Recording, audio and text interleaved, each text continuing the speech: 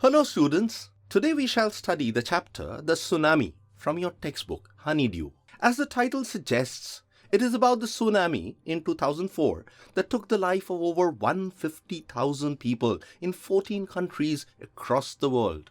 The 2004 tsunami has been recorded as the deadliest natural disaster in the 21st century. Indonesia suffered the most serious damage, followed by Sri Lanka, India and Thailand. Today's lesson will follow the accounts of survivors from the tsunami-afflicted regions of Andaman and Nicobar Islands and Thailand. We first learn of Ignatius, manager of a cooperative society in Kachal. He was woken from his sleep at 6 a.m. by his wife, who sensed an earthquake. We often react strangely in times of crisis before we realize how great the danger is. Ignatius was no exception. His first instinct when he felt the earthquake was to save the television from damage by putting it on the floor. The tremors of the earthquake stopped after Ignatius and his family left their house. However, they soon realized that they were in deep trouble. The sea was rising alarmingly high in the distance. Ignatius lost 2 of his children and his wife to the tsunami of 2004. The huge waves had filled them with panic, and they had rushed in the opposite direction with their grandfather and their uncle. Ignatius survived along with 3 of his other children who had stuck to him during the disaster. Next, we are introduced to the story of Sanjeev, a policeman serving in the Kachal island of the Nicobar group of islands. During the tsunami, he kept a cool head and first ensured safety for himself, his wife, and his baby daughter. Then he attempted to rescue his guest house cook, John's wife. This was a very brave but risky move on his part. Both Sanjeev and John's wife were engulfed by the waves. We shall now follow the traumatic account of a 13-year-old girl, Meghna, who was swept away by the tsunami waves with her parents and 77 other people. Meghna spent 2 days in the sea, holding on to a wooden door and watching everyone else around her perish. She spotted relief helicopters flying overhead 11 times, but unfortunately they failed to notice her. She was finally brought on shore by a wave and was discovered walking in a dazed state. Almas's story is very similar to Meghna's. 10 years old, Almas Javed was a student of Carmel Convent in Port Blair, where her father owned a petrol pump. Her family had been celebrating Christmas in Nankori Island at her mother Rahila's home. Almas's father was the first to notice the seawater receding and understood that the waves would return with greater force. He tried to steer everyone to safety. Almas's father was washed away with her grandfather when he went to his rescue. Her mother and aunts clung to a coconut tree, but it was uprooted by a wave, drowning them. Almas climbed onto a log of wood and lost all consciousness till she woke up in a hospital in Kamorta.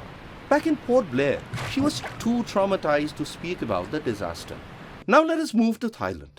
Here, we will first talk about 10-year-old British survivor Tilly Smith, who won awards for her foresight. 10-year-old Tilly Smith and her family from southeast England had been holidaying in southern Thailand during Christmas of 2004. When the tsunami struck. It originated from a massive earthquake in northern Sumatra in the early hours of the morning. In Tilly's words, this is how the earthquake looked like. The water was swelling and kept coming in. The beach was getting smaller and smaller. I didn't know what was happening. The geography lesson Tilly had taken in England 2 weeks back, as well as her quick thinking, saved her family and her family's life. A few other tourists also left the beach, alerted by Tilly's warnings, and were thus saved. Tilly and her family retreated to the 3rd floor of their hotel. Thankfully, the hotel building was sturdy enough to endure 3 surges of the tsunami waves. Till now, we have only been talking of human beings affected by the tsunami. What happened to the animals? According to estimates, the giant tsunami waves in the Indian Ocean killed 150,000 people across a dozen countries, but surprisingly few animals were reported dead. Eyewitnesses report that elephants screamed and ran for higher ground, dogs refused to go outdoors, flamingos abandoned their low-lying breeding areas, and zoo animals rushed to their shelters. It must have been their sixth sense which guided these animals to safety. Their advanced hearing abilities might have also attuned them to the Earth's vibrations and helped them predict the calamity. Here are some case stories that serve as evidences of their special non-human abilities. Along India's Cuddalore coast, thousands of people died, but buffaloes, goats and dogs escaped. At Patangala beach inside Yala National Park in Sri Lanka, 60 visitors were swept away from the beach inside the park. No animal carcasses except those of 2 water buffaloes were discovered among the many animal species like the elephants, leopards and 130 other species of birds residing there. 3 elephants had been spotted running away from the Patangala beach prior to the tsunami. On the coast near Gull in Sri Lanka, a gentleman reported that his 2 dogs refused to go for their daily walk on the seashore on the day the tsunami hit the coast. The gentleman listened to his dogs and was saved. With that, we come to the end of today's tragic account of people losing their lives to the tsunami and many animals who miraculously escaped it.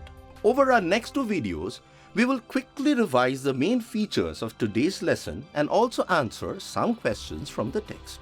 Till then, think of all the ways that one may escape the massive natural calamities in the various parts of India. Learn to take the correct measures if an earthquake hits. Speak to your teachers about safety measures. Stay safe. See you soon in our later videos.